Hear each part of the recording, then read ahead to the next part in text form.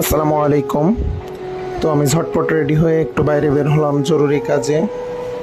তো আমি এখন যাচ্ছি, আমার কিছু বাজার সদাই আছে এবং বিশেষ কিছু কাজ আছে। আপনারা সবাই আশা করি ভালো আছেন। তো আমি বাসা থেকে বের হলাম, দেখি কোনো রিক্সাওয়ালা মামাকে পাই কিনা।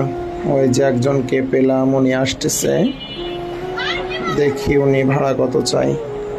তো আলহামদুলিল্লাহ উনি 30 টাকা ভাড়া চাইলো, 20 টাকার ভাড়া, বাট 10 টাকা বাড়তি দিয়ে দিলাম, সমস্যা নাই। তো এখন আমি যাচ্ছি, প্রথম যাব আমি একটা স্বর্ণকারের দোকানে কিছু জরুরি কাজে। তো ওখান থেকে ফেরার পথে আমি বাজার করে নিয়ে তারপরে বাসায় ফিরবো।